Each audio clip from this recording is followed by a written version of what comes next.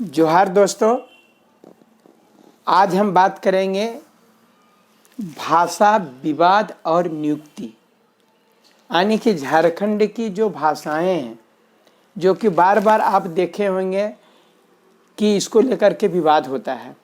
हर एक राज्य का अपना एक ठो भाषा होता है। उड़ीसा का एक भाषा है उड़िया, बंगाल का भाषा है एगो बंगाली, तमिल का है एगो तमिल, वह क्या कहते हैं आंध्र प्रदेश का है तो एक है तेलुगु, यानी कहीं भी एक भाषा है। लेकिन हमारे यहाँ 9 क्षेत्रीय भाषा है। 9 क्षेत्रीय भाषा को भी अगर यदि यहाँ पर नियुक्ति में रहने दिया जाता तो बहुत अच्छा होता।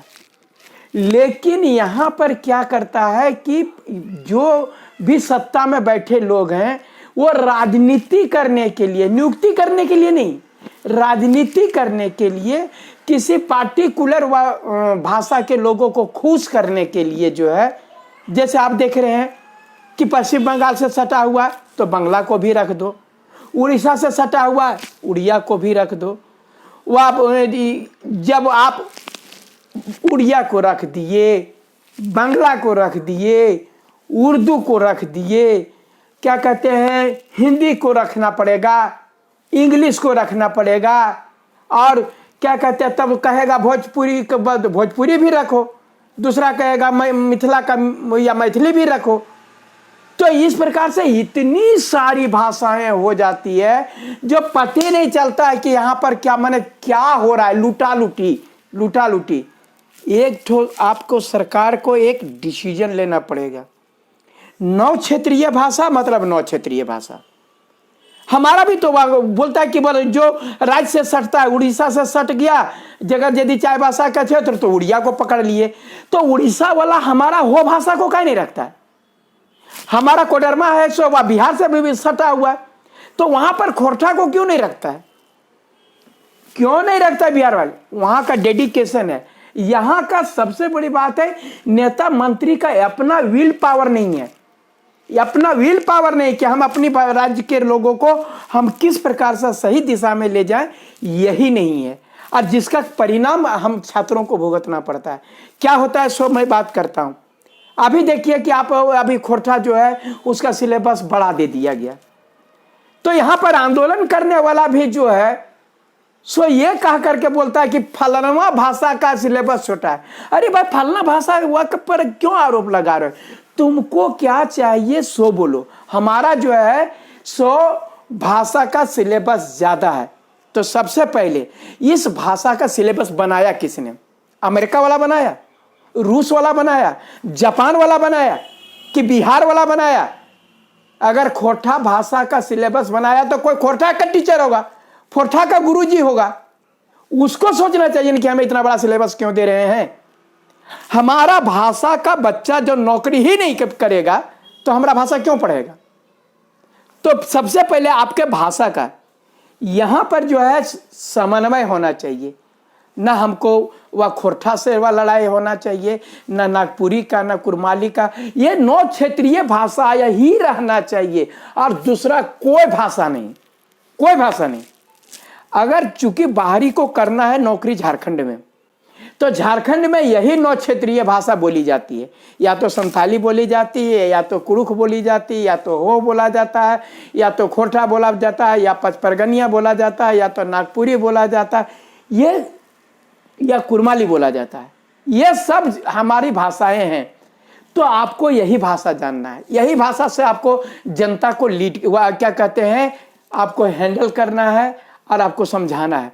तो सिर्फ ये भाषा होनी चाहिए। अब क्या होता है और आपको बताते हैं। अब जो है सो सभी जो है ऑफलाइन बंद हो गया, सब होता है ऑनलाइन होता है।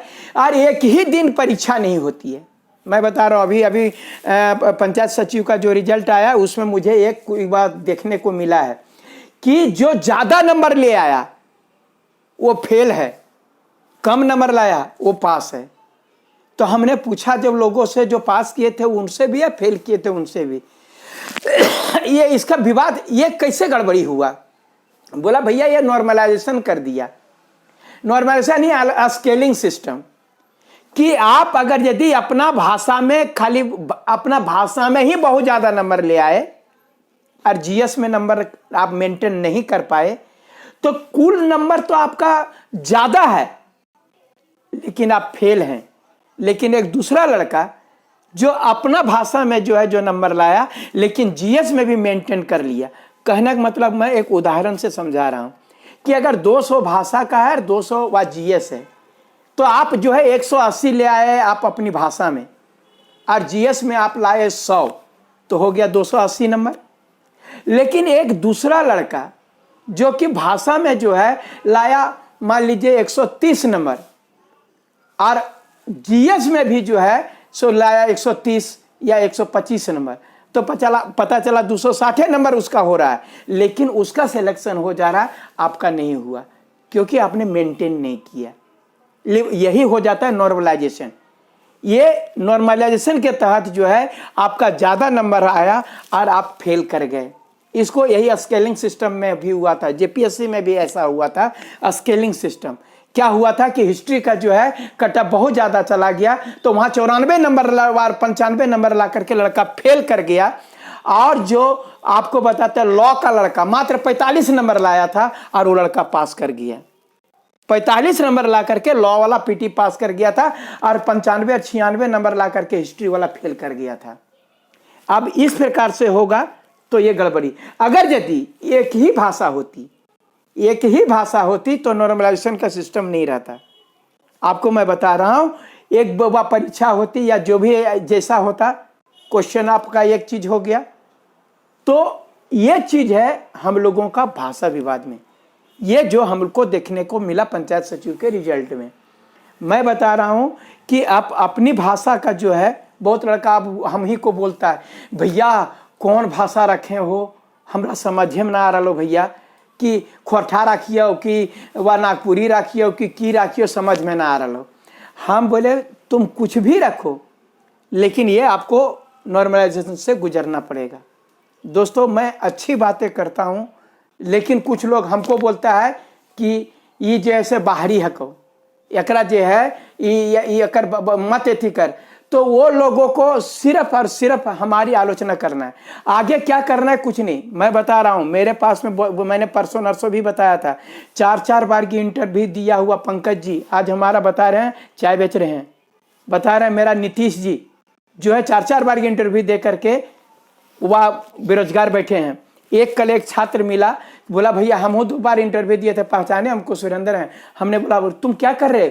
बोल स्विग्गी में डिलीवरी बॉय का काम कर रहा है, डोमिनोज में वो डिलीवरी बॉय का काम कर रहा है। दोस्तों बता रहे हैं उड़ना बहुत आसान है, उम्र खत्म हो जाएगा सब खत्म हो जाएगा, इसलिए पढ़ना जरूरी। नॉर्मलाइजेशन का सिस्टम को मैं बता रहा हूँ, हम लोगों को जब भी वह हमारे विधायक जाते हैं तो उन लोगों को समझाने की जरूरत है। ये अनपढ़वन को समझ में नहीं आ जाता है कि आप एक भाषा कोनो को चुनो या 9 भाषा को चुनो, बाकी भाषा को गोली मारो। आपको बता रहे हैं इससे क्या होगा, न उर्दू की नौकरी लगेगी, न हिंदी की नौकरी लगेगी, न इंग्लिश की नौकरी न लगेगी, न संस्कृत की नौकरी लगेगी, न वह संथाली का लगेगा, न खोरठा का लगेगा, न हो का लगेगा। यानी किसी भी भाषा में पढ़ने वाले हमारे भसवा यहाँ हो भैया, बाहरी भाषा आते तो हमारा मोरा देते, बाहरी भाषा आएगा तो मोरा देगा।